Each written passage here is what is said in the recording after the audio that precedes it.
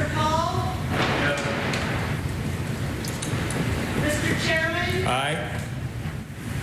10 ayes, 7 nays, 1 present.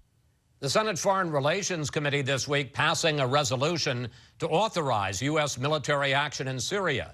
Kentucky Senator Rand Paul has been a leading critic of the president's plan, and he joins us now from Bowling Green, Kentucky. Senator, welcome back. Good morning. You just heard the White House Chief of Staff. Let me ask you, what's your vote count? Will the resolution authorizing the use of force pass the Senate? Will it pass the House? You know, the most difficult obstacle they have to overcome is that if we go in on the side of the rebels, we'll be going in on the side of al-Qaeda. And most of us think we've been fighting al-Qaeda for 10 or 12 years now. So it's a hard obstacle, or a big obstacle to overcome. They may overcome it in the Senate if it becomes a partisan vote. Everybody's trying to say this isn't Iraq, but it also isn't a good situation when we're going in allied to al-Qaeda. I don't know if it'll pass in the House, though. I really have my doubts about whether it passes in the House. You saw those disturbing videos that the administration is now showing to members of Congress that allegedly show the terrible reaction immediately after this attack. Could the president say anything Tuesday night, Senator, that would change your mind? Well, the interesting thing is when I see the horror of those attacks, my first impulse is that whoever would order that deserves death. I mean, someone who is a war criminal who would execute citizens and kill innocent people with any kind of weapon deserves death. But the question is, the attack, as I've seen the plan, as I've heard about the plan of the administration, is not to target Assad, not to target regime change, and to really be so surgical and so specific that it doesn't affect the outcome of the war. And so really, all the horror of these attacks would mean that you would want to do something about them. I don't think we're going to do anything to Assad for doing these attacks, and I think it's more likely that the chemical weapons could become freed and go about between the rebels or into al-Qaeda's hands if we destabilize Assad. Let me ask you about another new development just today. Secretary of State Kerry says that the administration will consider the French suggestion to go back to the UN Security Council and wait for the weapons inspection report there. Would that change your mind? Well, I think it's a better route. The thing is at the Security Council, we butt heads with Russia and China all the time. We have to figure out how to get them on our side.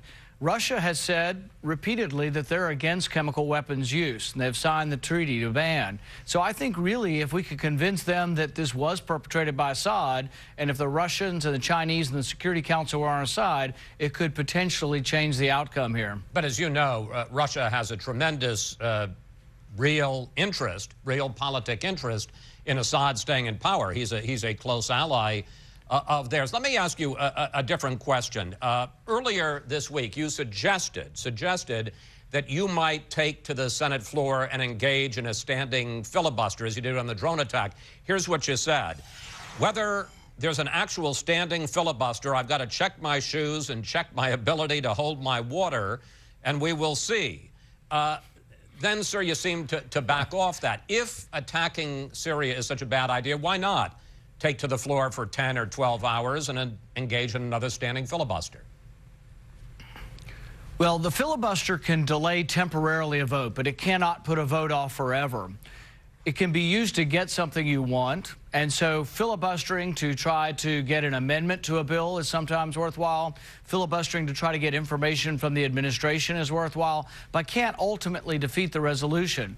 I will insist that there is full debate on this, and I will insist that I get an amendment, and my amendment will say that the vote is binding, that the president cannot, if we vote him down, decide to go to war anyway. That's the way I interpret the Constitution, and I will insist on at least one vote where we try to say, hey guys, this is not political show, this is not constitutional theater, this is a binding vote. Well, let me pick up on that, because you say that if Congress were to reject the resolution authorizing the use of force and that the president went ahead with the attack, you've made it very clear you believe that would be unconstitutional.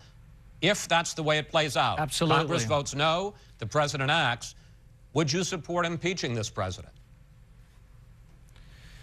Well, you know, I think there are different ways you look at constitutionality of things because we debate them, often with good people on both sides. Sometimes things go through the courts. But he has already been proven to try to go above the law in many instances, trying to appoint people in recess. There are several instances trying to amend laws after the fact where I think he's taken on extra constitutional powers. Whether you impeach someone is a different question and is obviously a very big one. So I wouldn't make a judgment on that. But I would say that the Constitution was intended to let Congress initiate war and the president execute war. And I don't think any of that's changed. In fact, the War Powers Act reinforces that. It's Congress's role to initiate war, the president's role to execute it. Let's discuss some of the deeper policy issues involved here. During the Senate Foreign Relations Committee hearing this week, you had quite a back and forth with Secretary of State John Kerry. Here's one exchange. If the United States of America doesn't do this, Senator, is it more or less likely that Assad does it again? You want to answer that question? I don't think it's known. Senator, it's not unknown. If the United States of America doesn't hold him accountable on this with our allies and friends, it's a guarantee Assad will do it again. A guarantee. Senator, the White House says that's the basic question. If Congress votes no, won't Assad, won't Iran, won't North Korea, won't the rest of our enemies in the world see it as a signal that they can defy the international norms and go ahead and develop weapons of mass destruction?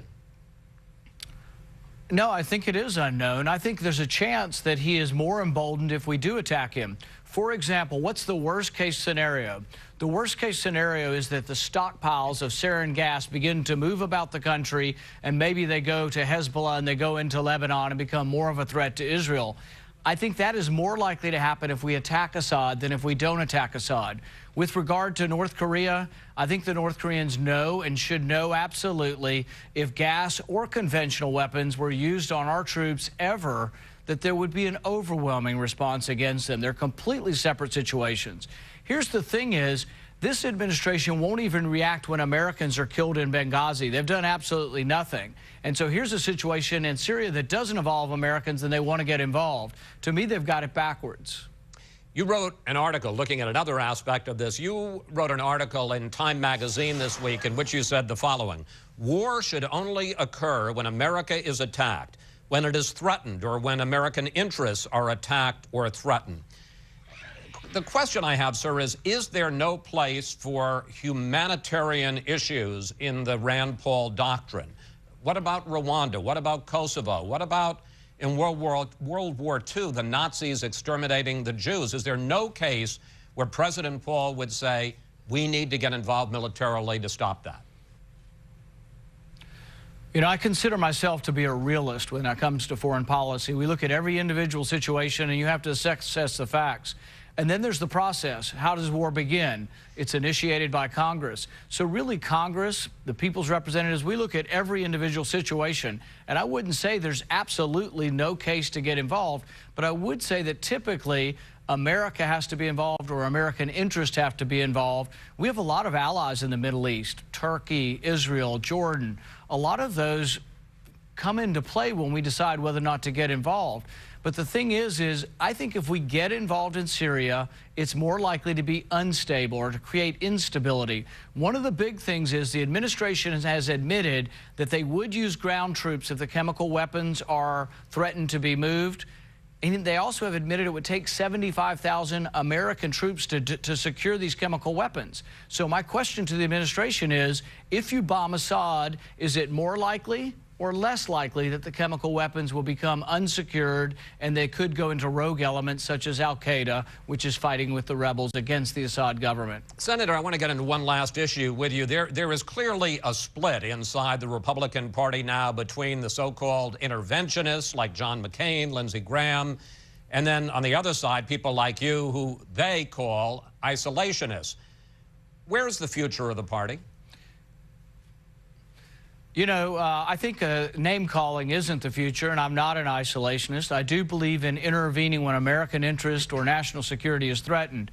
What I would say, when you talk about who's winning this battle, talk to any American. I was in the airport yesterday, and I talked to the father of a son who's on an aircraft carrier over there now and whose nephew was burned severely in the Iraq War. And his words were to me, stand up and fight them on Syria. We should only go to war when we have to. That's what our young people think, too. If you talk to our young soldiers, men and women who are fighting, who have volunteered, they're willing to fight for America, but they want it to be a clear-cut American purpose and that we're going to win. They don't want to fight for stalemate. President Obama wants stalemate. He doesn't want victory, and if you're not going to fight for victory, we should never be involved in a war. Senator Paul, we want to thank you. Thank you for talking with us. It's always good to talk with you, sir. Thank you. So, how did we